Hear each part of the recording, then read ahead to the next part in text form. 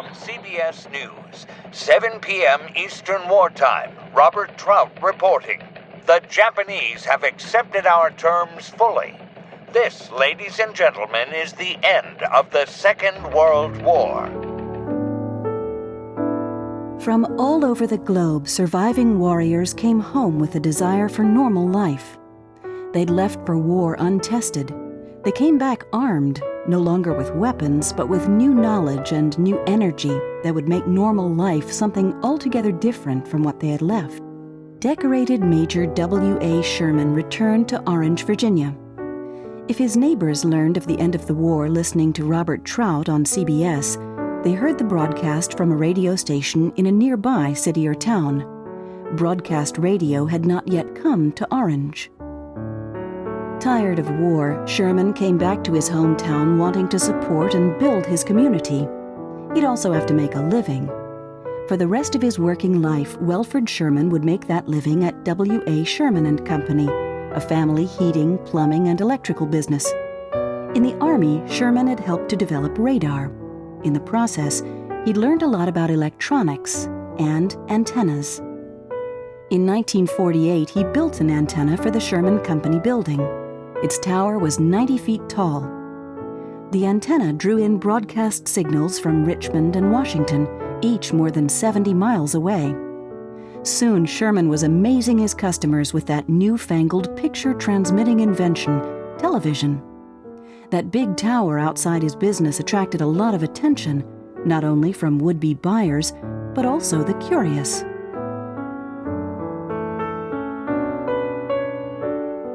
Some man came through town and he saw that antenna and he wondered what it was, so he came in and asked me. He was Fred Allman, who was head of the radio station in Harrisonburg. He finally said, did we want to build a radio station, or did I want to build a radio station in Orange? And I said, well, I think it'd be great if we could. But I remember Welford coming up to us, I think that's what happened. He said, we want a radio station if we can get one. And the meetings will be at the courthouse. And we met with the FCC representative. And I think he wanted to know whether the town was willing to support the radio station. Still a small, rural courthouse town as it had been since before the American Revolution, Orange was home to Sherman and 2,500 other Virginians. It was just a small town, that's all. I guess the population at that time, in the early 40s, might have been 2,500. I was building a television station in Baltimore at the time. Then he came and said, would you be interested in that station? I want to start up in Orange, Virginia. We located the studio and transmitter and everything at the DeVivi restaurant. The building was not being used. He had built it, but it wasn't being used. And so he was willing to rent it. There was room out behind to put the antenna. But even with the new real estate secured, there was still a problem. The Federal Communications Commission worried that the new radio station in Orange would interfere with a station on the same frequency, WINX, up in Washington. Sherman remembered the signal tests to assure them otherwise took a long time. But with that time, he worked to secure funding for the venture, which would come to be named in honor of Orange County's most famous native son. Sherman invited Main Street businessmen in Orange to join him in the new James Madison Broadcasting Corporation. I remember going around selling the stock. If the people had the money, they were glad to do it. They thought it was good for the town. There may have been one or two that turned us down. But I think everybody that did do it, the business people, thought it would be a good thing for the town. Good for the town became a theme in Sherman's life. Whether building a radio station or rescuing the President Madison Inn from the wreckers' ball, his neighbors remember him for his service to the town of Orange. Welford has done what he could for Orange for a long time. His efforts with the radio station are that same sort of thing. Doing something within the community, Hopefully it's going to be an economic success, but even so, it's no matter what, it is worth doing. Welford is probably our most interviewed, our most written up citizen in the community. And I interviewed him for my Greatest Generation book, and he's in there. I think he was venturesome and ambitious. And I was in on the launching of WJMA in 1949. Of course, we wouldn't have any TV then to speak of. And right after the war, you see, everybody trying to establish their business or improve their old businesses if they had one. At noon on Saturday, September 10th, 1949, WJMA signed on the air for the first time. While the station sent out its new 250-watt signal to the people of Orange, station manager Art Leivick and landlord Al DeVivy cut a cake in celebration. I do remember we had a formal ceremony, and all the stockholders and the dignitaries were there. I was assistant manager, announcer, continuity writer, jack of all trades. I did a little sales. We were very small. I'm trying to remember if we had a staff of 5 or 6 people. I'd say that's about all we were working with. Joe Trivette, morning man, Boyd Schellinger, Ann Butler, who started out as our receptionist, and that was her primary job. But Art very wisely decided she had a good voice, which she did, and put her on the air on a limited basis. She was not a regular announcer. She did some women's programming, that some announced some commercials. Sunday nights, as long as they ran the open house, that was a command performance. Everybody showed up. That was fun. The place would be filled. As I recall, she had, I hate to say items of local gossip, but social items of local interest. The news, of course. And we had some musical things, mostly recordings. A lot of it were recordings from we sold records at that time, amongst other things. And a lot of them were my records. Then it was on to the business of running the new station. Leivick was busy selling advertising, overseeing staff, and producing programs. Arch had a program he called The Old Timer, which was very popular. And he imitated somebody called The Old Timer. And he didn't have a bit of trouble selling time. The Old Timer, who became so popular the people of Lahore, Virginia, voted him mayor. WJMA was a very locally oriented station. Art Leivick left in 1952, and Alfred Walthall became the general manager. Under Walthall, WJMA began broadcasting Orange High School football games in 1954.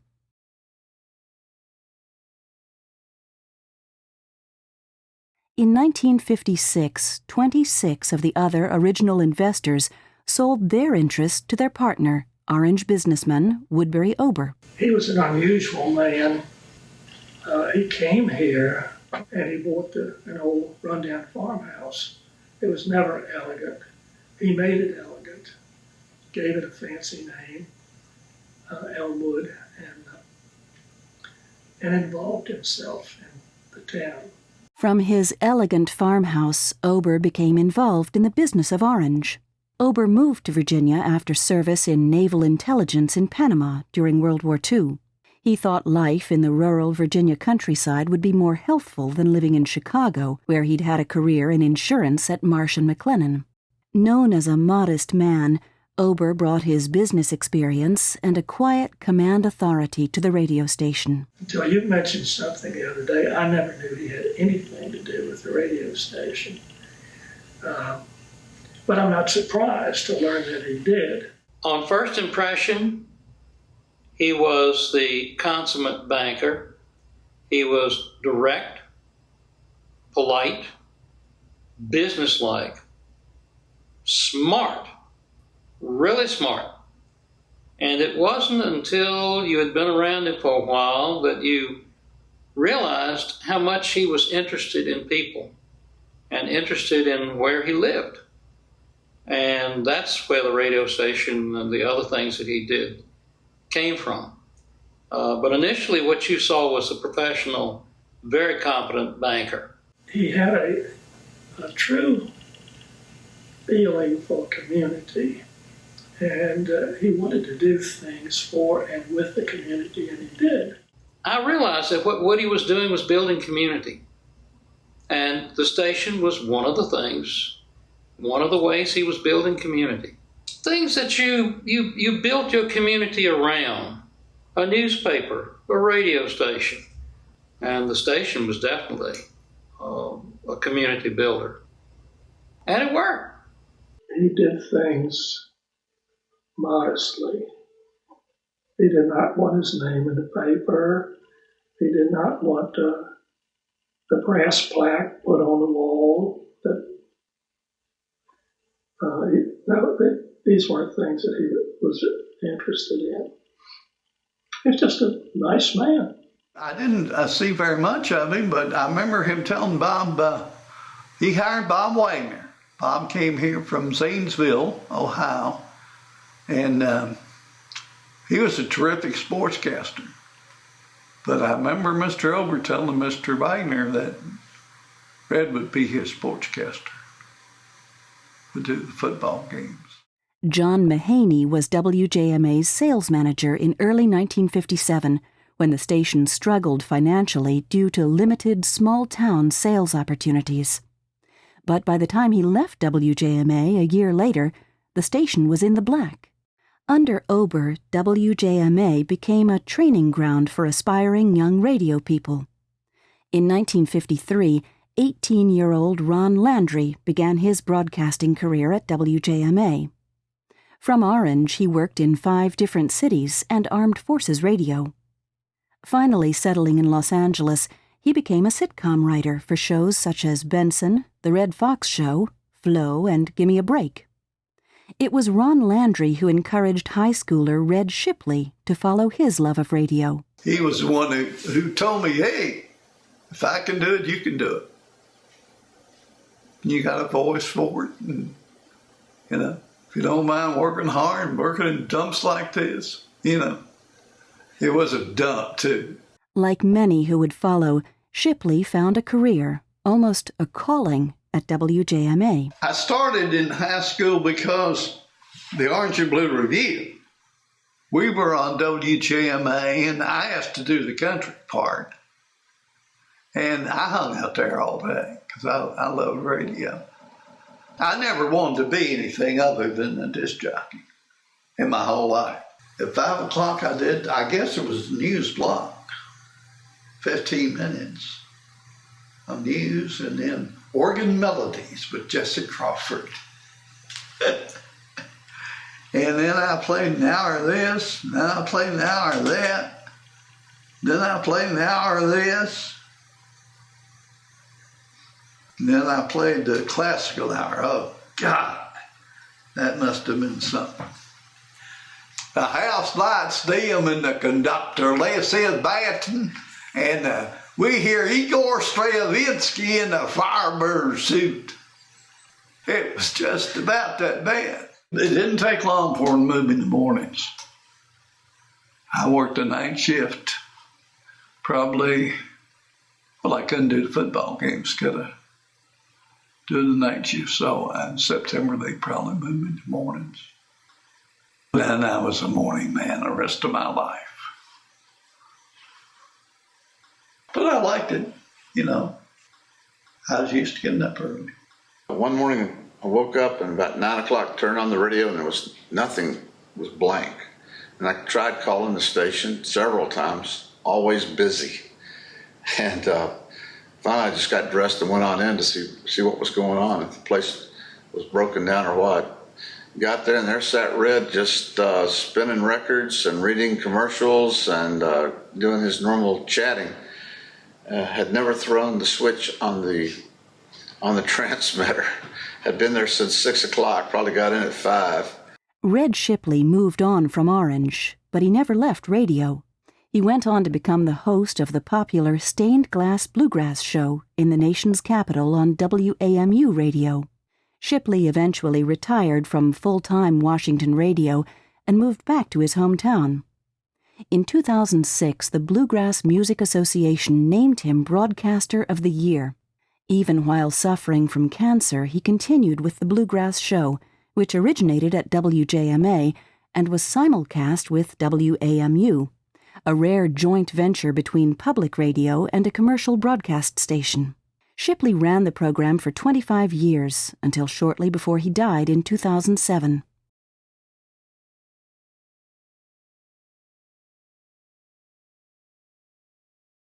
Even with talent, creative thinking, and hard work, selling radio advertising in a small town was tough. In the spring of 1957, Ober approached Don Heine with the idea of merging WJMA with Heine's WINA radio in Charlottesville. I think he came with a direct idea of merging the two stations. He thought it would be a good idea and we could sell the two markets at the same time to advertisers, which is certainly possible, and we tried that. And we did have a rate card that covered both WINA and WJMA in Orange. Now tied in with the big city radio station in Charlottesville, population 65,000, Ober hoped that more business would come WJMA's way, but there just weren't that many advertisers, and radio ads didn't command a high price in those days. Bill Little remembers there wasn't a lot of money available for ad writers or fancy production either. And the first day I signed on at WJMA, I well remember, because Kane Furniture had an order for 100 ads that day. 50 cents an ad, that was a special. And I looked at the schedule, and I signed on at, a couple minutes of 6. And from 6 to 6:15, there were 3 Kane Furniture ads. And from 6:15 to 6:34, Kane Furniture ads. He liked to be in prime time. And 4 furniture ads between 7 and 7:50, And there was 1 piece of copy. So I learned pretty darn soon, you better start ad-libbing, or you're not going to do anything in this, because you can't just hold up the copy and read it, and then I just couldn't do it. It's the type of thing, it's like a movie, you might say. If you don't get the money that day, you're not going to get it. So one day they sent me up, and this was when Claude White was the manager, because I remember they sent me up to Falconer Hardware. And 1-minute ads were $1.50 at the time on WJMA. It was an old store, typical old hardware store. Had 2 electric lights in it, one on one side, one on the other. And when I went and introduced myself to old Mr. Falconer, Johnny Falconer's dad, he was very polite, and he said, well, let's go over here. And he turned the light off over there on one side of the store. And while we walked over to where it was, dark, then he turned the light on over there. And by gosh, I sold him 2 1-minute ads. 50% co-op, they were $1.50 each. He spent $3. I made a 15% commission out of that, 45 cents. And those were the dying days of network. We had network all day long and evening. I think we still had some soap operas. We had some drama in the evening. I cannot tell you what they were, but I know I did no evening programming at all. We had all network feeds yet in late 58, early 59, and of course NBC News on the hour. In the evenings, I was playing big band stuff, which I liked at the time. And that's mostly what there were. Bob Wagner had a show of big band sounds. I think it was an hour of that, and it was some rock and roll stuff. I went down to I think there was something called the Eagle Store, if I'm not mistaken. And then there was Sparks Grocery. But they were the only 2 places in town that sold records. So I decided we were 1340 on the dial, so it would be the top 13 at 1340.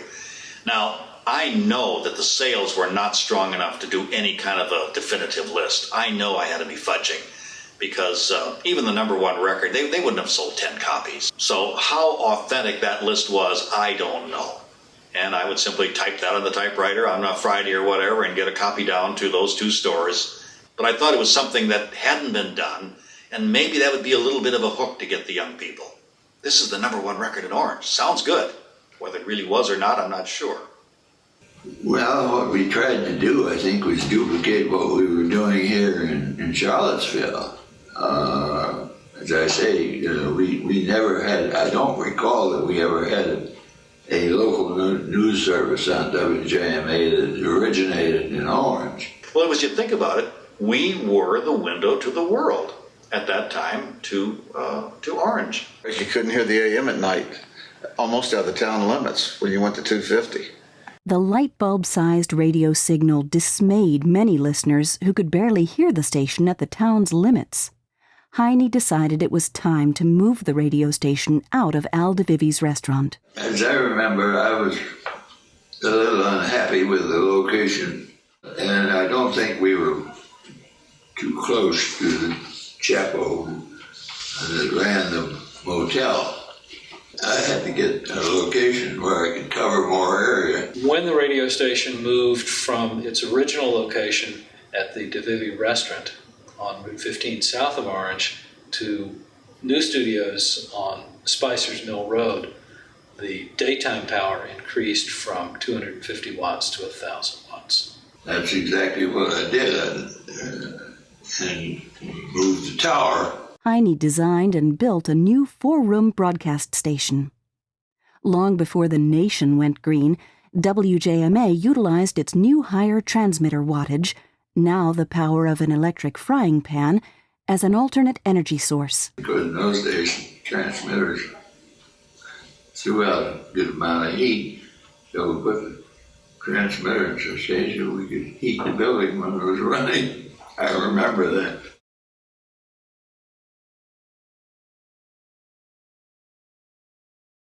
The tower up and the move made into its new brick building on Spicer's Mill Road, WJMA Radio soon found itself with yet another new owner. Somehow, and I can't remember how it was, we got word that the JMA was for sale. We bought the station in, I guess it was the summer of 61. All I wanted to do was to find out how a radio station worked. I had been over in Fredericksburg, as I was an announcer and a program director at WFVA. Marion and I had thought we would be there for about 3 or 4 years, learn how it works, sell the station to somebody else, and move up. And there we were, 25 years later. We still hadn't done it. I remember Arch being very good with his dollar, stretching it, getting the most out of it, very thrifty. I would get my paycheck in an envelope that had been mailed to him, that had been cut off on the end with a pair of scissors. The check would be down inside, and there was a staple in it. So he was saving money on envelopes, postage, whatever he could. Very thrifty. Arch was always very fair, a great guy. I enjoyed working for him. I thought what I really wanted to do was not to come in there and call for a clean house and start with a blank piece of paper. I would just take what we had working and see how it was going. I wanted to maintain as much continuity as I could, I think. The main thing I wanted to do was to keep NBC going, which we were able to do for a while, but with our financial situation being kind of parlous, I just decided we had to drop NBC. I told people that they were going to have a new and exciting listening experience, which was us straggling through the news, doing it live, but we did it all right. Arch is not the most technical person in the world. And to see him running a radio station and being sort of at the mercy of it. I came back and went to work for Arch at some point in time as the engineer at Spicer's Mill. And I was in trouble from day one when something would happen to the transmitter because I really wasn't all that good with transmitters. And my father was the resource for me because he had all these parts and pieces that he would buy used and surplus. Had a whole basement full of stuff, and we'd go down and I'd call him. It would be an old relay. It would not contact properly, and he'd have a junk one back there. And Art said this, and I said it many times. My father always said that I was certified but not qualified. He was qualified, not certified. So we made a pretty good team, and we kept Arch on the air there for a few years out of his junk box. But we really relied on Roy Hager. And Roy often said about me and my first-class license that you are certified but not qualified, I think was the way he put it. But Roy knew his stuff. He was an old ham operator.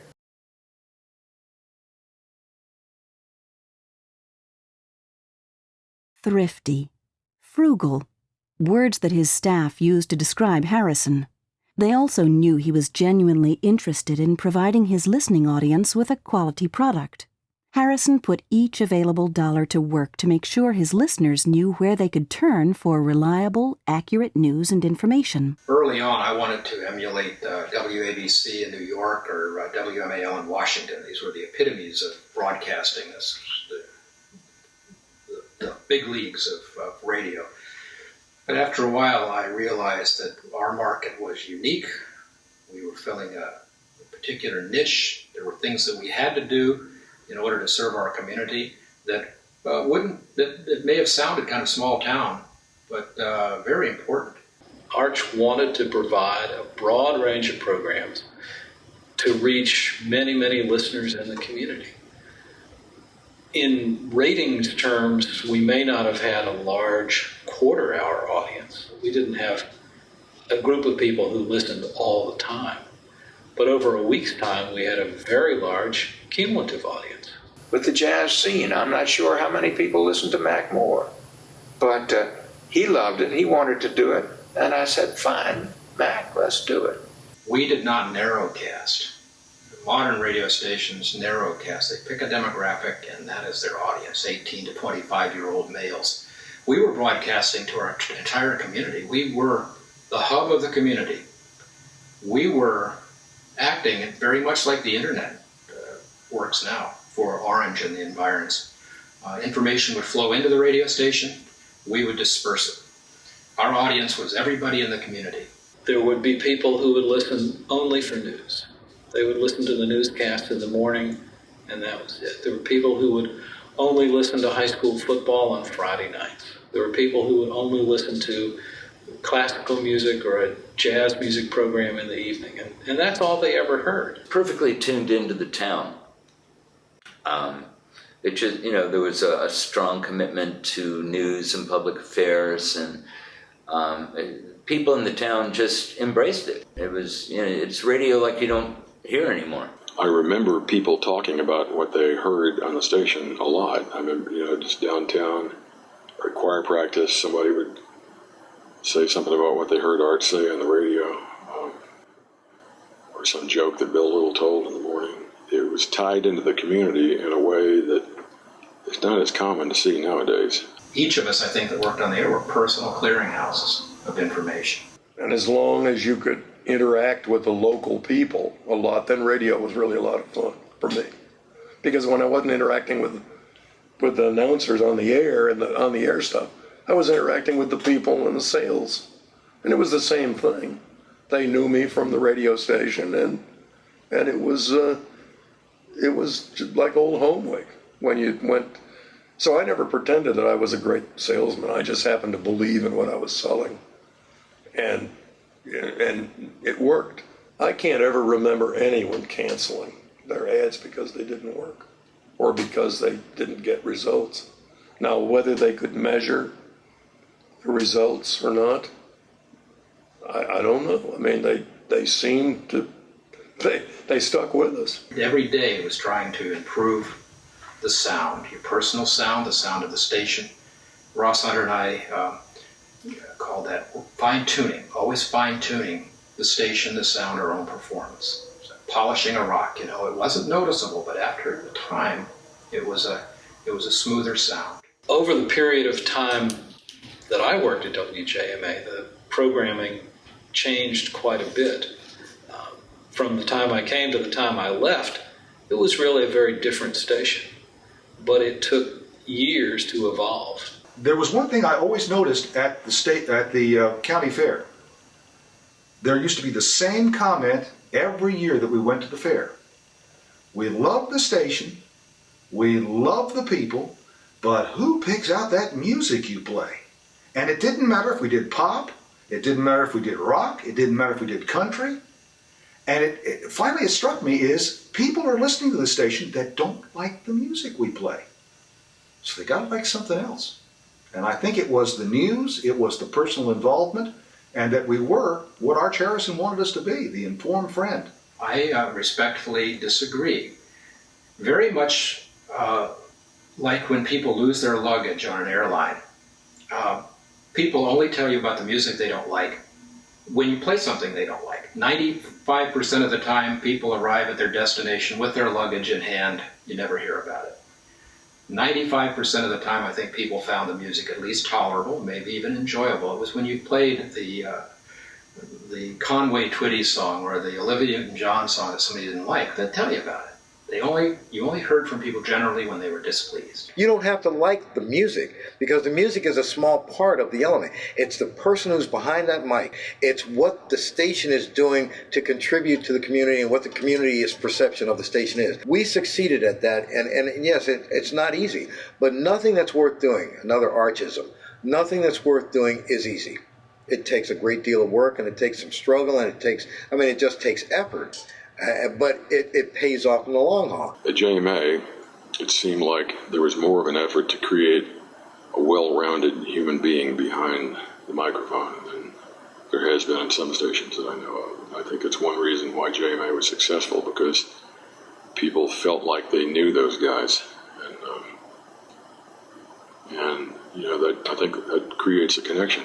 And creating those moments is what radio is all about, those moments of connection. And it never felt like work. I don't think anybody at the radio station, it's like we were stealing, this isn't work. This is fun, let's take on the UVA basketball team in a game of softball, it was just great fun. And on a hot day, we'd go out in the parking lot and do a live remote and fry an egg on the hood of Bill Little's car. You remember the time we fried an egg on my car out in the parking lot? We could do dumb things like that they were dumb, but they were fun. And people were listening and they would laugh about it. Arch Harrison said we kind of blew it. Of course, it was live. You can't get it right. You always look back in retrospect and say we could have done it like this. But Arch said our reporter that was broadcasting the egg frying episode should have been Al Buman. You might say Arch put together an ensemble cast. People complimented the weaknesses of others. Where one person was not particularly good in some area, there would be other people who were really good in that. And you could feed off the other people, improve your skills. And the whole combination made a product that was greater than each of its parts. One of the talents Arch Harrison had was bringing people together and really bringing out the best in people and creating a family situation where I think everybody in the station, from Ross Hunter to Phil Goodwin, who spent hours and hours and hours in the control room, to the people who did the news, to Pat Watson in front, the people who did the sales, Bill Little, everybody wanted to do the best they could, and they didn't want to let anybody else down. And it was a magical working situation. You often hear about businesses wanting to be a family, but I think it was pretty much a family. People tended to know one another outside of work. I think there's a picture somewhere of the radio station picnic at Graves Mountain Lodge. And it's a huge crowd. There were a lot of people there. It was a great place to work. It was fun, and the people were professional and so on and so forth, but they also were, it's been fantastic senses of humor. It was a good place to start in radio, and I'm grateful to Arch for providing a good launch pad. He was a good man, and it was a good place to work. I enjoyed it. The only local newspaper serving Orange County, the Orange Review, came out weekly. To fill the need for a daily classified advertising medium, in October of 1963, WJMA began airing a program called Swap Shop. Well, Swap Shop is pretty standard fare in small market broadcasting, but we had it ran forever. Took phone calls, people buying and selling stuff. And good morning, you're on Swap Shop. I have for sale a 1968 Chevrolet van. It has a small V8 307, automatic transmission. It needs some body work, and we'll discuss the price. All right. And I'll be here all day. And my telephone number is 6. The Craigslist of its day, I suppose. Over the years, Swap Shop developed into a half-hour program. And it was no problem at all to fill a half hour with phone calls from listeners. Very popular program. And again, another example of the sort of narrow programming that Arch did. Swap Shop was definitely not for everybody.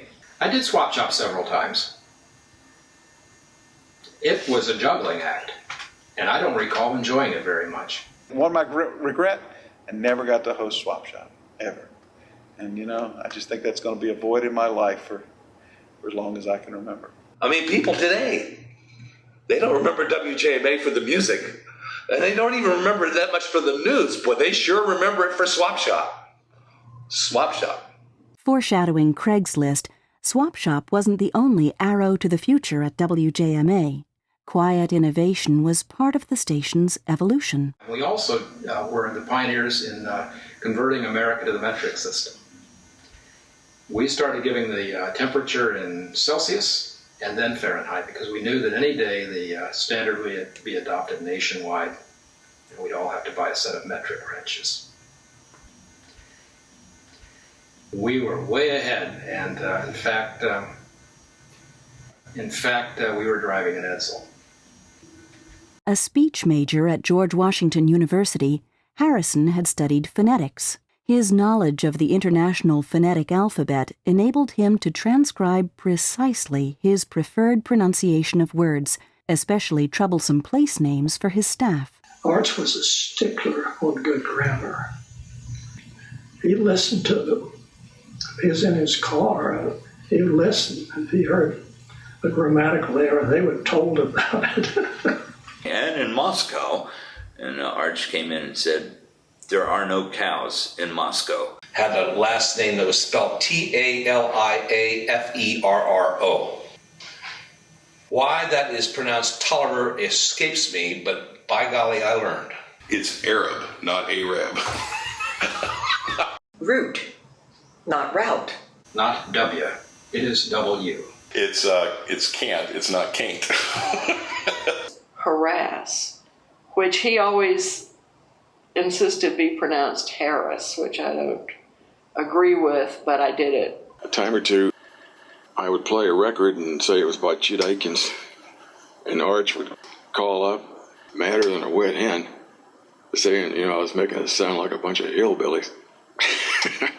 I can remember his calling me into the office early on and asking me to try to pay attention to my ing endings. He said, the way he put it was so Arch-like. He said, "I know you came from Georgia, but there's a G in Georgia, so you need to get these G's now that you're here in Virginia." So, that was classic Arch. Oh, I corrected him once. Absolutely. He came in and tried to get me on the pronunciation of a town in Virginia. And I informed him that, even though I respected him greatly and I knew he was a great broadcaster, that I was a Spanish minor. I can speak Spanish, and I know that Bunavista is Buena Vista. And he said, "Phil, it is everywhere else but in Virginia. Here it's Buena Vista." I think at the time I was calling it orange, like the fruit. But he was very patient. It was AHRANGE. Orange. Orange, not orange. Orange and not orange. I was thinking about that not long ago. It is AHRINJ, orange, not AWNJ, orange. Getting the pronunciation tuned to Harrison's liking was only part of the challenge. Some listeners couldn't even hear the words broadcast from his station. The only people that really complained a lot were the people that had trouble picking up our signal, because remember, we were AM only for a long time. And over at Lake of the Woods, in the far eastern part of the county, they couldn't pick us up in the morning. And they couldn't find out whether there was school or not. Harrison wanted those well-formed words broadcast loud and clear into what became billed as the five-county area. To increase WJMA's reach and attract listeners from farther afield, Harrison applied for an FM license from the FCC in 1971. Arch decided to go FM, and he hired an engineer out of Charlottesville, Mike Coffey, because he knew I couldn't do it. WJMA FM went on the air a couple of months after I started. When I arrived in August of 71, it was being worked on. Equipment was being bought and installed. So I remember knocking out the cinder block and putting the door casing and shoving the transmitter up in there. Now simulcast on AM and FM, WJMA's programming continued with sports, music, the Swap Shop, and news from the Associated Press. But there'd been an increase in the size of the staff, and the mountain of accumulated paper and vinyl records begged for room. In around 1974, we were beginning to burst at the seams. We were just running out of space. So Arch decided to add on to the back of the building and more than double the space. Always on the lookout for ways to serve the community of Orange and surrounding counties, with the station's increased physical size and new office space, Arch Harrison saw opportunity.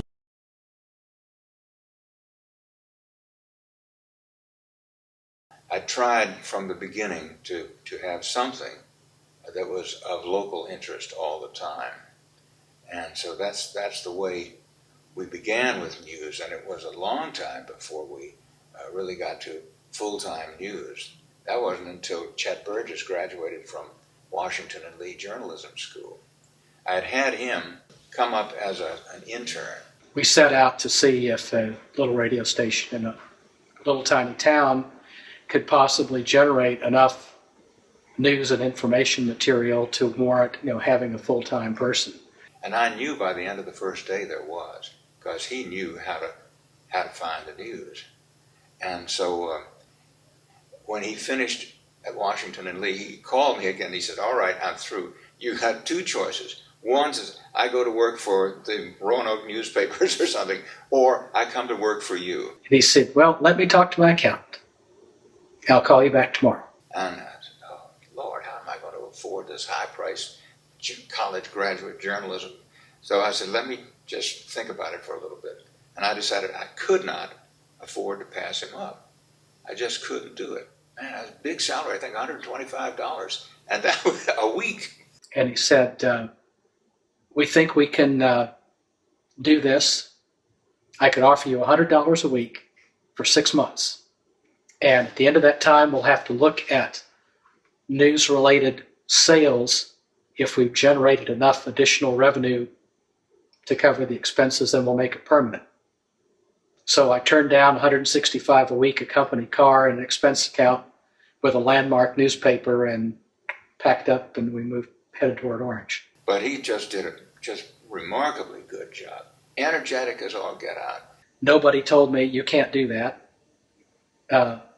Arch Harrison certainly never once criticized me for trying something new that didn't work. The fact that we were pioneering was really great. And I think that experience served me well when I came to Atlanta in 1980 and we were starting up CNN. Because again, we were in a situation doing something that no one had ever done before.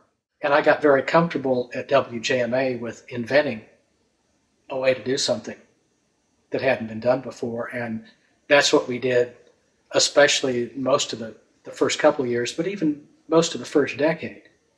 of CNN was a process of invention, and having done it on a very small scale at WJMA, I didn't have any problem inventing on the fly.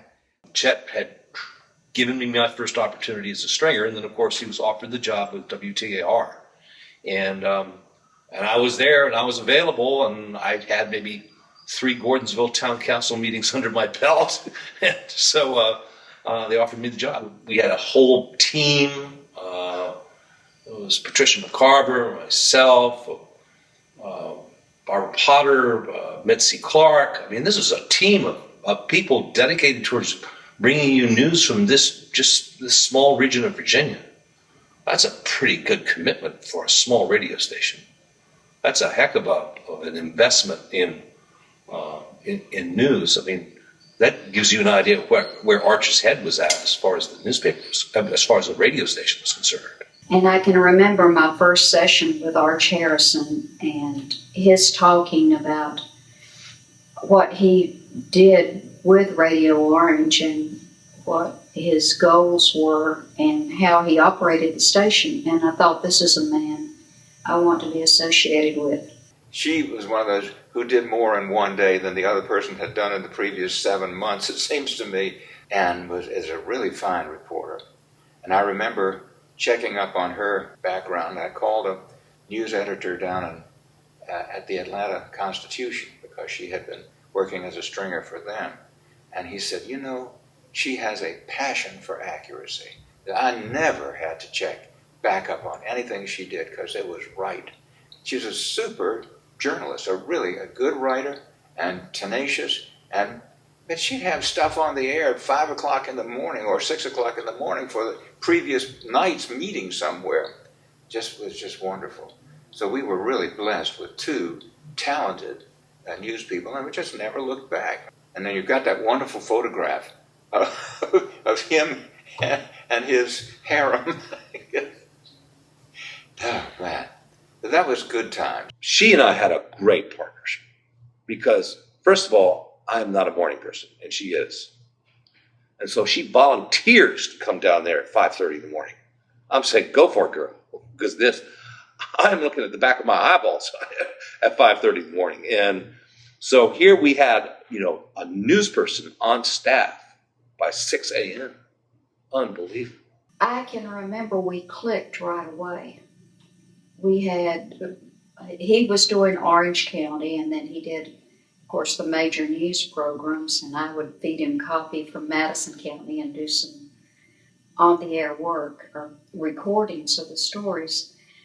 And our styles were complementary. It was absolutely an NPR-style news operation. I mean, think about it. I mean, we would have a full half hour of news from 12 to 12:30, most of it locally generated. A full half hour of news from 5 to 5:30 every evening. This is the WJMA Evening Report, the Central Virginia Daily News for the 6th day in June, Friday. A wrap-up of today's news, sports, business news, and the weather. With the news, here's Phil Odibert. Good afternoon. The temperatures are 24 and 75 degrees at 5. In the news, Truman, Eisenhower, Nixon, and Ford all knew what it was like to have their presidential veto overridden by Congress. Today, President Carter found out, too. I would do stories, that were 2.5 minutes long, news stories, 2.5 minutes long, with multiple actualities. And was never told, hey, you need to cut this back to a minute. Max. 30 seconds, that's all we need on it. Never was told that. Putting out feature stories that were 5 minutes in length. Putting out radio documentaries that lasted an hour. I did Madison County. Willa Drinkwater, who was known then as Barbara Potter, did Louisa County, and she would cover their planning commissions. And what I remember she was really talented about was covering the issues that they had in Louisa County regarding growth. And then Mitzi Clark, who had worked for the Chicago Tribune before. She and her husband Champ moved to Greene County, where he was affiliated with the University of Virginia, and she started covering Greene County. And she loved Greene County as much as I loved Madison County. And she had just a tremendous journalism background, having worked up on Capitol Hill in Washington for decades and retired to Greene County. And her triumph was the day the courthouse blew up in Greene County. She was there and got hold of the only working telephone. And all of these high-tech, high-priced journalists were around there standing in line while Mitzi said, well, that's so. I thought, that's just fine. That is really enterprise reporting. And we just started talking to as many people as we could, getting descriptions. How did this happen? What did you see? What records in there were destroyed? What are the plans for replacing the courthouse functions? The story just went all over the place. You know, we won News Operation of the Year award a couple of times. Once under Chet's tenure, and at least once more under my tenure, and I think once again under Patricia McCarver's after I left and went to the newspaper. Arch was very supportive of the idea of taking time to make a good awards, contest entry. I know that I was there 10 years and I won Best Feature of the Year every year that I was there because I just loved doing feature stories. Lord, the news we ran, and Monday at 1 had a big chunk of public service content. We never tried to sell that. It was just there because it ought to be there. It's kind of nice if somebody wants to sponsor it or something, but mainly it ought to be there. That Monday at 1 program, that won the Douglas Southall Freeman Award for Public Service Through Journalism several times. We had a news department that I think could rival any local news department in any radio station anywhere. You can get your news from around the world, but no one, from a variety of sources, but no one is going to give you the news from around the corner. And that's what we did. We gave the news from around the corner. And that's what made us feel so vital, I think, as far as the community was concerned. As I recall, I was given totally free rein. And I think that was one of the reasons I loved it so much. And maybe because I had worked in radio before, I knew that there were certain must-dos you have in covering a community and the kinds of issues that were important. But, it was the greatest place in the world to work. It was fabulous. It was motivating. You wake up in the morning jazzed, absolutely jazzed, taking a shower. What am I going to do today? What am I going to do today? Arch would come on after the noon news, for example, and offer a personal commentary, sometimes on the news, sometimes just on a subject that interested him. You knew that he wasn't just trying to, in fact, he really wasn't deliberately trying to entertain you. He was thinking about something and he wanted to tell you what he was thinking. Arch was a thinking man's radio station operator. I felt that there was a case where I could be the voice of the station, the community. And I found that a lot of people said, I really like to have you on the air doing the news at noon, because that's one way I know that everything is all right. But it did. I felt that was a role that management ought to play. He still, to this day, has the greatest reading voice I have ever heard. It's not pretentious, it's not these pear-shaped tones, but, when Arch would give his postscript to the news, it was just like a friend talking to you in your ear. It was great.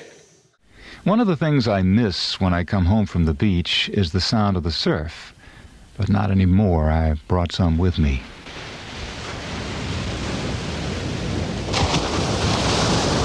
Sometimes eternal truths manifest themselves while you're on vacation in a cottage at the beach. Ants in the kitchen tend to make you a neater housekeeper. Ants eaten in moderation don't seem to affect the taste of food very much. Those were pieces of art, audio art that he did every day. And he always had such a wonderful, precise, descriptive way of expressing activities or actions of people. There was a man who had died who worked for the town of Orange, riding on the back of a trash truck. And Arch detailed this man's life and what he did, and you would have thought MacArthur had died. And the guy spent his life riding on the back of a trash truck. But that was Arch's gift. I like doing those because, as you know from another old saying is that a lady particularly is only in the news 3 times: when she is born, when she gets married, and when she dies. And a lot of people are in the same category in a community like Orange. They were mainly, when they died was when they were in the news. And so I wanted to recognize the contributions of people. Some were great, others were just nice, humble, get-along folks. So that was the idea of the postscript to go along with the news. And it made a nice little complete package. And sometimes it'd go on for a long, long time.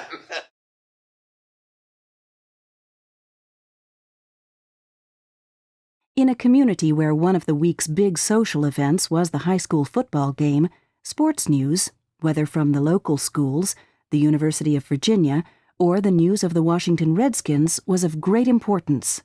WJMA again met the needs of its listeners. So we were doing a ton of different stuff. Just thank God Arch let us do it, I guess. It was, it certainly was a lot of sports. But I don't think music at the station was ever the primary thing. It was about the news, about the people, and sports was all about the people. When I started doing sports, Claude White was the general manager at that time when I'd come back from school. That's when I did my first basketball game. Bill Little did the color. In June of '60, as I say, that's when I started, and the Orange football started in September. And they didn't have anybody to do it. Indeed, it seemed the majority of the station's listeners loved sports. The Washington Redskins games were popular. The high school football games were an obsession. We had people back at the station that did yeoman work. They would call other stations and get scores and feed them to us. We even went through a stretch there where we had people that were out at other games that would call in live updates during our timeouts. That was quite something no one else was really doing. Or we would tape them and play them in sections. And all that was tough to manage, and we always worried about how it sounded. Did it flow well? I can remember doing 2 games on one night, like an AM game and an FM game at the same time, or tape delaying games where we played one right after the other, or one on a Saturday morning. They give it though on the inside. No, they're going to rush on the outside. It's going to be Jackson on the end around. Touchdown! Oh, some nice faking inside. Tom, you saw it all the way, but Jackson. I remember doing 2 games in one night. And then we did, I think Madison was in a big game with maybe William Monroe. So because we were regionalized, we broadcast on the FM the William Monroe High School in Greene County against Madison. But we also had the Orange High School game on the AM. And I don't know that Arch himself was all that interested in sports, but he knew the audience was. So if it was important to the audience, it was important to Arch. When we would do a game, people would comment about how great a job we were doing. But I really like the way you guys do your sports coverage. It brings more to us that can't get to the game. That meant more to me, and I'm sure to Clint as well, than the award we got in 1983. The news had been so strong at this station. It was they'd received all these awards, and I can remember Tom when he first came on board, and he said, we're going to win one of those awards. You look up on the wall, and you see all these awards. And we looked up there, and I said, why can't we do that? We had already regionalized JMA, and we had already done that with our news department. So it was a logical step for Clint and I to just say, why can't we do this with sports? There was a few of us that were kind of helping out at that time, and he actually created a group of people that he knew. He had a Madison contact, I think Barry Penholler and Sue Jarrett out at Woodbury Forest, because we were trying to include Woodbury as part of our, at least, information. And George Fletcher, who was the minister of the Montford, I want to remember the church, but it's out in Montford. He was a minister there, lived in town. And myself, and he told us, I remember when he got us together, he said, we want to win one of those awards. And he took it personal. Probably one of the first sports groups to have a woman reporter. And that was back in 1980. We were just the fluff. We were the ideas. We throw them on the table. I had no idea whether they could go or not, and there would be the other people that would kind of make it happen. In one game, we had a sideline reporter on the Orange side. We had a sideline reporter on the Madison side at Porterfield Park. And we had the referees mic'd. Madison will have the ball at the 44-yard line. George Fletcher, down on the field to you. Tom, I think Madison might have gotten a break there. They had a receiver over on this side. Central did wide open. Bailey couldn't see him, and he ended up fumbling. Now, no small market radio station's doing that. No medium-sized stations doing that for your local high school sports. And a lot of stations aren't even doing that on the college level. So we were a little bit ahead of our time. A lot of it was just ideas. It was things that wouldn't that be neat if we could? And then we'd kind of set off and we'd talk to the Gene Bossus or Lenny Cowards, or is there some way we could do this? Lenny was always so funny. Well, yeah, but... There's no question about the fact you can do that, but you're going to have to get Arch to pay for it. Always money. Always a concern. How could Harrison balance the economic realities of selling advertising in a small town while still offering an informative, quality product, something he considered useful to his listeners? Some programming seemed to sell itself. Others presented more of a challenge. The things that were easiest to sell for me was sports. And Orange we never had a problem selling Orange High football. But then when basketball season came along, we couldn't sell it, or they told me they couldn't sell it because Orange was terrible in basketball. So nobody wanted to buy it.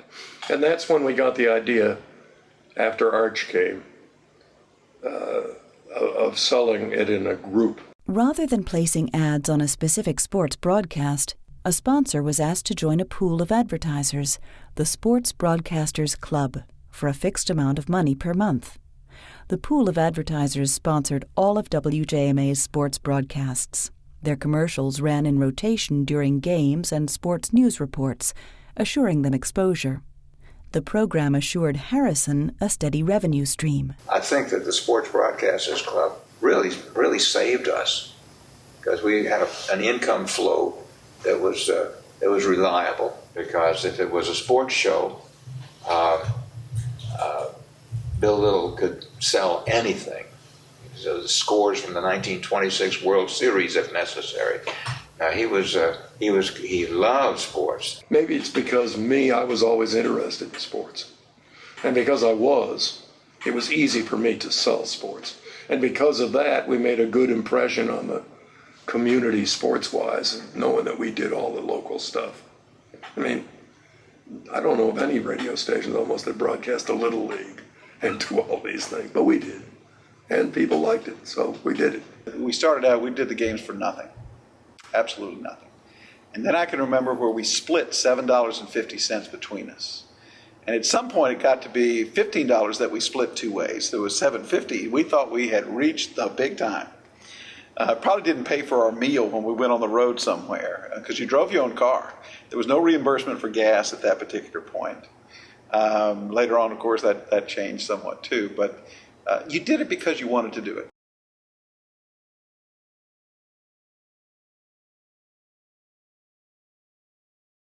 People don't get into the radio business without motivation.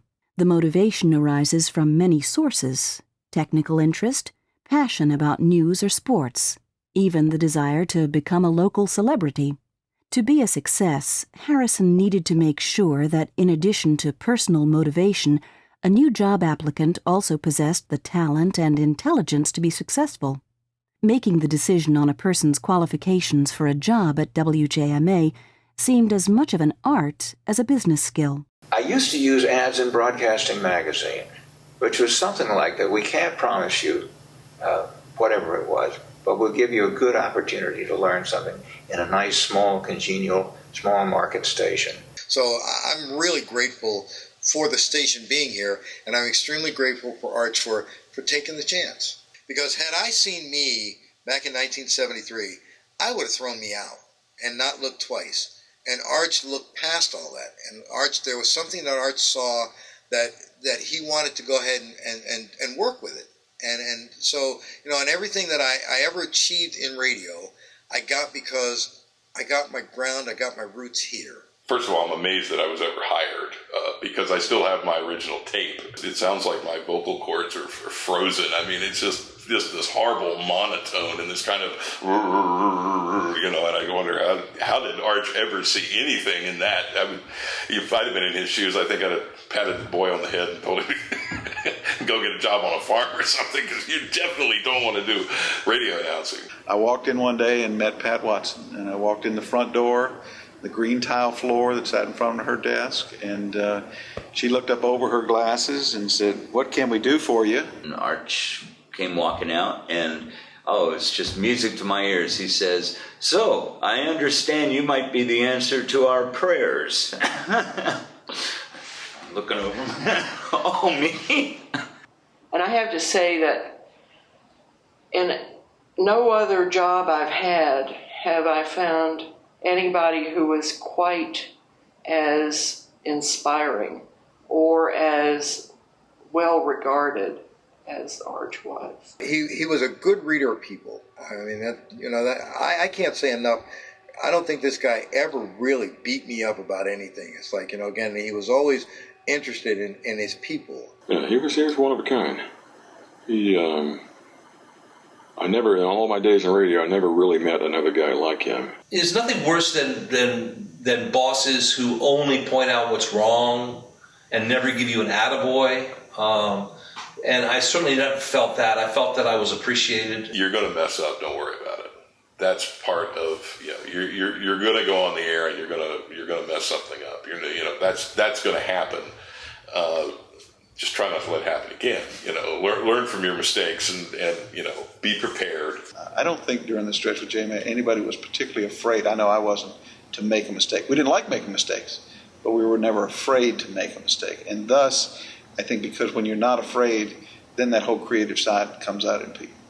And it's what makes it kind of special. The environment for doing that anymore, I don't know that it exists. If it does, I'd love to find it. And I think that's why the memories stay so fresh in your mind. I have a feeling that Arch was, cultivating, he was just looking for people that had some sort of intellectual fundament, had some sort of a bottom to them. I felt getting the best people you could get, tell them roughly what you wanted it done, and then let them go to it. People were willing to give somebody a chance. And they knew you could contribute something, and it was great. Whatever you gave them was wonderful. You never felt like it wasn't appropriate. And that was true throughout the whole station experience. People took pride in what they were doing, and you didn't just, and I don't say this was 100% of the time, because there's always people who get in a hurry, but the overriding sense you got there was it wasn't good enough to just throw it up against the wall. You did it until you got it right, and you took pride in what you did. Mainly, I believe, it evolved from the input of this very solid, reliable staff that we had. People who were not afraid to express ideas, who had good ideas, and we could work with them. I believe the whole thing seemed to me a kind of a learning experience. I never came and said, "This is what we're going to do." We just sort of said, that sounds like a good idea. We ought to give that a try. Arch was a real different kind of manager. He was a manager in the sense that, like an Army general, he wasn't like a captain or a lieutenant. I mean, he would talk with you about some ideas, but basically it was up to you to do and you would go to him with the ideas. We didn't have much turnover. And Arch hated turnover. I recall him telling me, perhaps when I was tendering my resignation once, he said, this is the hardest part of this job, is losing people and having to find somebody else that will fill the slot. He says, I just don't like that part of the job. Arch was great. He was like, I don't know, like right out of a fairy tale or something. He'd just kind of putter around in his cardigan sweater and, just get here and there. But he was really hands-off, unless you kind of screwed up. And then he would sort of point you back in the right direction. But it's as if he had the wisdom to just let the crazies run the asylum, I mean, he was very much in control. It was, no question Arch was the boss. But he didn't meddle. He just had his nice glasses and his gray beard and his red cardigan sweater, and he'd just putter around and make everybody feel, very at home. My role really in this has been to be a teacher. I certainly was not a gung-ho, sales-driven person. I just was a teacher. And if they understood that and we got along fine, I wasn't going to issue any grades. I don't think I've fired more than one person that I can think of, and it wasn't the case of, you're fired, clean out your desk, because the guy that I did it, he said, I wondered why you hadn't fired me before. The line that later I shared in conversations with Mitzi Clark and Barbara Potter and Oda Bear, we talked about Arch Harrison.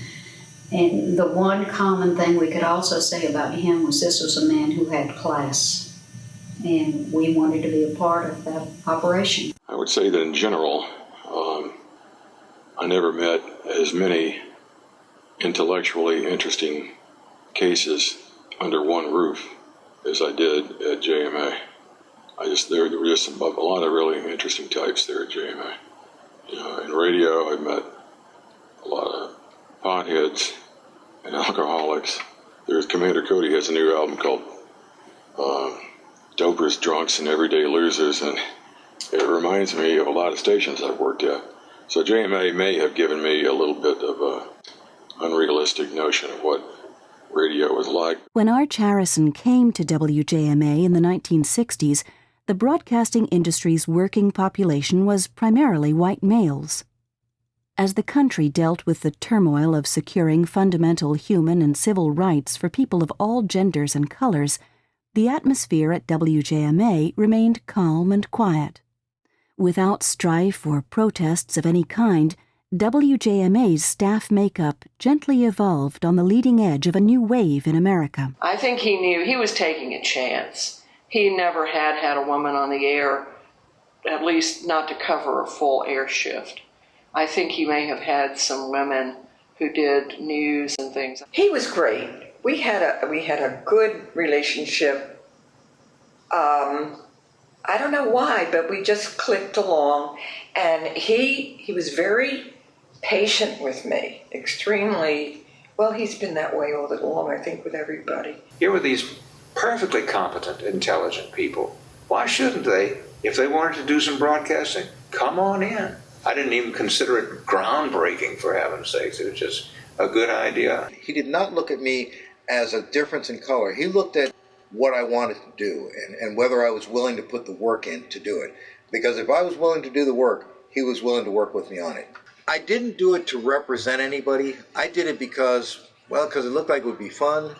And later on I realized the importance of it, because Arch opened a door that, and it wasn't because he had any policy against it. Nobody had ever asked. Nobody had come and asked. Because I think that had somebody else come in with the same ability, they would have been first. Bob started with me as a high school part-timer. He was a really good-spirited man. He was. A good sense of humor. He also had a very clear speaking voice. Didn't have any accent of any sort.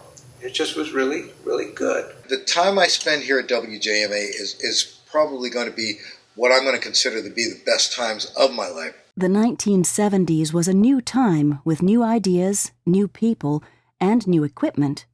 Harrison needed a new engineer. In fact, he reached a point where he was almost in a maintenance crisis. He called upon a man to come out of retirement and to the rescue at WJMA. A man who had begun tinkering with radios not long after Marconi broadcast the first wireless signal across the ocean in 1899. So he came in the front door with his box of tools, kind of shuffling along like that. Man, I just knew that heaven had smiled on us in the form of Gene Bussoud.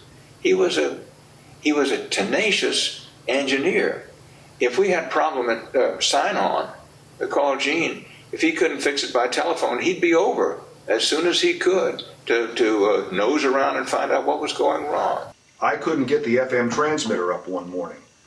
And Gene, I called him, and I said, Gene, the FM transmitter won't come on.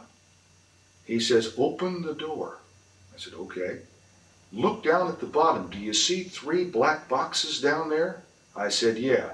Count over 3 and hit that box. So I counted over 3 and I tapped it. He said, no, I didn't hear you. You really hit it. So I hit it and you could hear the relay snap and the things just came up and everything was fine. I didn't ever have to worry about engineering after Gene came and joined us, because I knew that we would be in good shape. He was wonderful to work with. And he had no... I think you get to a certain age, and he had reached that age, he wasn't trying to prove anything, he'd already proven it. And so if this young upstart came in, he was just glad to have the help. That's the sense I got out of it. And I think that once in 1,000 times maybe I told him something he didn't know. I mean, we both enjoyed that. It was that type of thing. It was a remarkable experience. He was a sweet man. He was so quiet. He would come in and do his whatever technical work. At that time, all of us who worked there were pretty young and lively and high energy and running all over the place, drinking 10 cups of coffee a day. So there was a lot of hustle and bustle around. And then there was Gene, who he was just very slow and steady and methodical. Gene Basu was getting on in years. He was a tall man.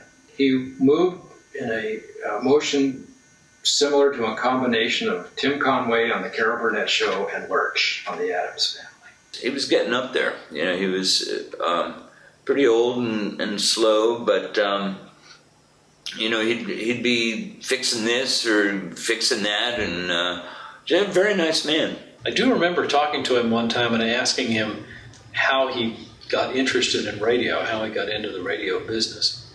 He said, well, when I was a kid, a friend of mine told me you could talk down the block without a wire. Like probably a lot of our parents, he was definitely somebody who came of age during the Depression, and so he was not going to spend any money needlessly. And he would find a way to fix that equipment with taking parts out of other pieces of equipment or duct taping things together. He was really a magician in the way he kept the station running. Gene Basu, with his decades of experience, kept the station's signal on the air strong and clear. But at times it seemed that WJMA ran not on electrons, but on mountains of paper. To deal with this challenge, another station hero emerged in the form of Pat Watson. Pat had been working in a grocery store up on Main Street, and I needed somebody to come and work in the radio station. And before she could come on the job, she was working in the butcher shop of this Orange Deli or something like that, chopped off a piece of one of her fingers. Did that stop Pat? No!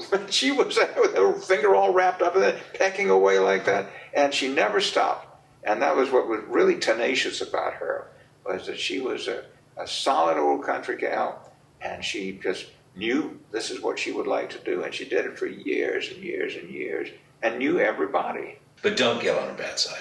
I got on her bad side for 1 week, and it was a miserable week. But Pat and I really got along well. We got along great, and she was so funny to Phil Goodman. And Phil has his stories, which he will tell you. You went through 3 stages with Pat. The first stage was when she was breaking you in and you were new, and she would use your first name. She would say, Phil, this is not the way I need it. I need it this other way. Would you please do it this way because it makes it easier for me? Second stage was, Phil, we've talked about this. I've said it before. I say it now. Do it this way. Third stage of Watson was, Gooden, get up here. I got a bone to pick with you. Oh, Pat was a character. Just a wonderful character. She knew how to run that thing with her eyes shut. Everything about that station she was in on, and she would just tell everybody what to do, when to do it, and how to do it. And She didn't care if she stepped on your toes or not. And would tell me if we had screwed up in somebody's name, we didn't get a play right. She would let us know that, you should have done this. On the whole, we got along very well, and I really admired her for her concern. She had a passion for that place, I would call it. She wanted everything right. Patricia McCarver recalls doing a very fine, thoughtful story about Madison County. And when she came out of the control room, Pat said, "McCarver, what in the hell did that mean?" That was, hey, fine. That was Pat all over. She was a really thoughtful, good-hearted woman. And she just was the heart and soul of that part of the station. Do you know where is? I remember doing a story about that one time. Maybe that was the one that Pat Watson said, "What the hell was that all about?" She'd tell you what she thought, and if it wasn't good, well, that's just what she thought. And I like that. I like people being honest and upfront and stuff like that. As you know, Pat was not one to mince words, and if she had some opinion about something you had done or something you had said, she'd let you know in a heartbeat. And her judgment was usually right on. So I grew to respect her a lot. Jay Kiernan holds an award that I used to hold, and I hope that I will never hold again. I forget the newscast, but I do remember I stumbled through the entire thing from the beginning to the end. And she looked at me and said, "Gooden, that was the worst damn newscast I have ever heard in my life." And of course I was confident that, nobody would ever beat that. And then I get to the part where it says, among the gunman's demands were that all white people leave the earth within 7 days. What can I do? And I fell out. That was it. Started the next record, and Pat Watson, as sweet as she always was, she came into the control room and gave me a look like, you moron. And she says, "Cannon, that was the worst newscast I ever heard." And I guess she called me Robert. She called everybody by their last name, but I have no recollection of Pat and I ever having a head-to-head confrontation or Pat being particularly critical of my program. I don't think she liked it, so she didn't listen to it. I remember frequently seeing Pat working at her desk with her head down, working on paper or typing or something. And you would play a piece of music you knew Pat liked, and you would see her hand just reach up and turn up the monitor. And one thing that would always get Pat to turn up the monitor was a Conway Twitty song. Never failed. Arch had given her some work to do, and it was right toward the end of the day, and she liked to get out of there at times. And she was giving him up and down the river right there in the front office. And of course, me being a big mouth, I came out and said, "Pat, you can't do that. He's the owner." He said, "I don't give a damn if he is the owner. He knows better than this." When she got sick, I guess by that time I had left the station, but I remember calling on her in the hospital one time, and her old beau, Roger, had said, I don't know whether we're going to lick this thing or not, but we're going to give it a try. And so I went to see Pat. I wanted to see her. I wanted to tell her how much she had meant to me personally and to the station as a whole and to the community as a whole. She is really something special. So when she died, the funeral service was attended by half the town over at Preddy's funeral home. It was just a swarm of people there. It was just great.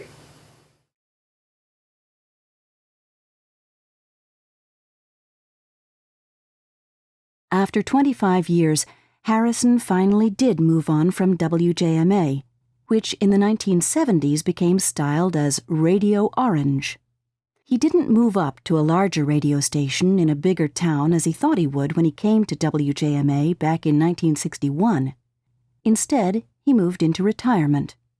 In 1984, he sold WJMA to Digby Solomon, who would take the station into its next chapter and the new era of deregulated radio.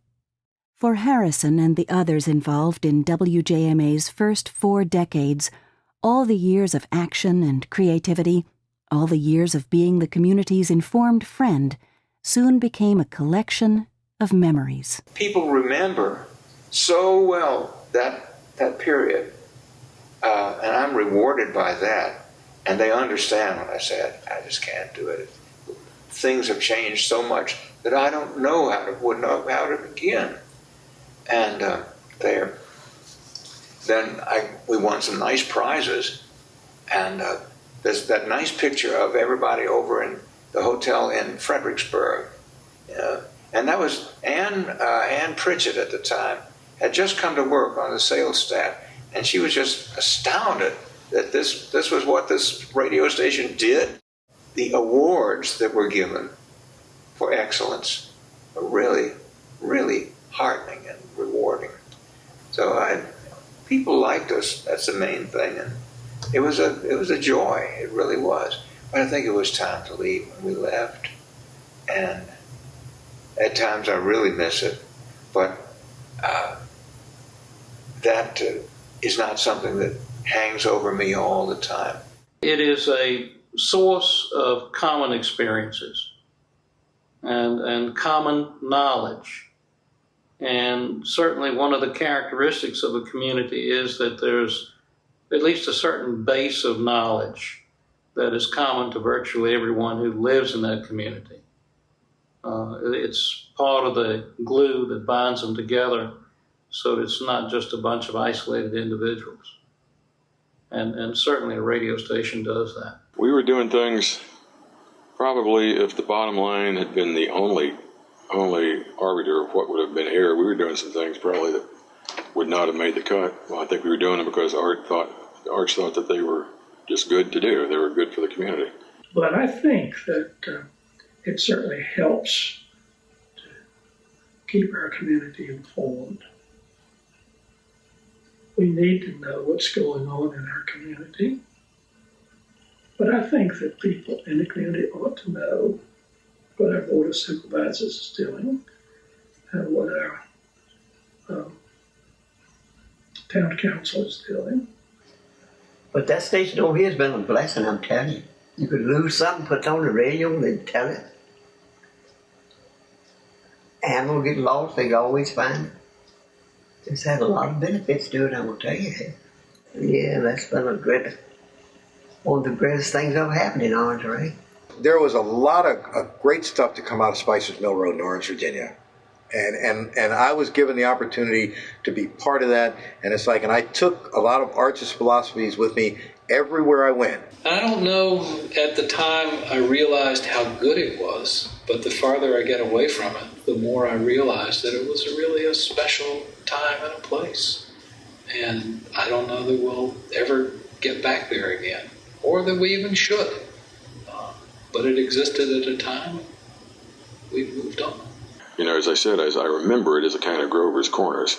So at the time, I don't think I was thinking of it that way. I thought that, this is the way all towns are. But as I look back on it, I realize how different it was and how different JMA was from many local radio stations. I don't know if it was a time period or how that culture was created, but I haven't found it since.